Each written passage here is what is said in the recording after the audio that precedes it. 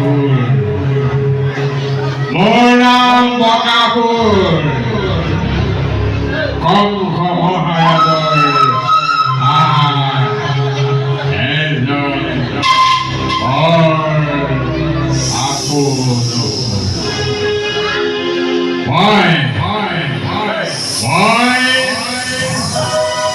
কংস মহাৰাজৰ প্ৰাণ বৈৰী ধ্বংস কৰিবই লাগে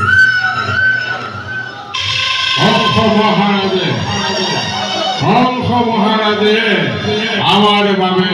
পুৰস্কাৰ আগবঢ়াই থৈছে যদি কংস মহাৰাজৰ প্ৰাণ বৈৰী ধ্বংস কৰিব পাৰোঁ তেনেহ'লে এফালে অৰ্ধৰাজ্য আৰু আনফালে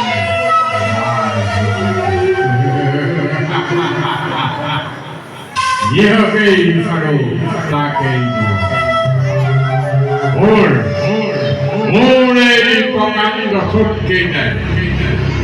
এই প্ৰকাণ্ড ঠোঁটকেইটাই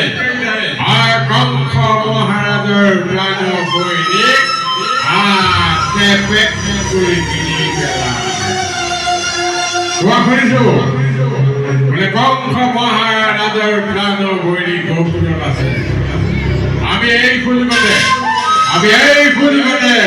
গৌপুৰত গৈ কংস মহাৰাজৰ প্ৰাণ বৈৰী ধ্বংস কৰিব লাগিব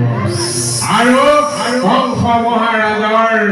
পুৰস্কাৰ গ্ৰহণ কৰিব লাগিব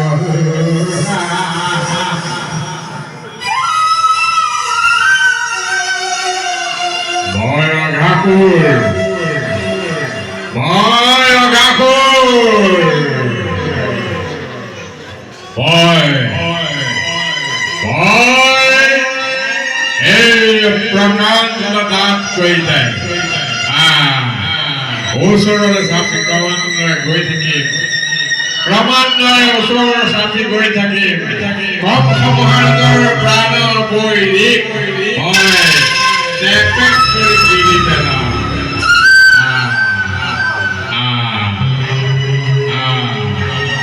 এনেদৰে মই ঠেক তুলি উঠি ওপৰলৈ কংস মহাৰাজৰ প্ৰাণ বৈৰীক পেটৰ ভিতৰলৈ সুমুৱাই থৈ যাওঁ আমি সকলো এতিয়া গকুললৈ যাওঁ কংস মহাৰাজৰ প্ৰাণ বৈৰী বিচাৰি আমি ধ্বংস কৰিব লাগিব যাওঁ আমি সকলো এতিয়া গকুললৈ প্ৰস্থান কৰোঁ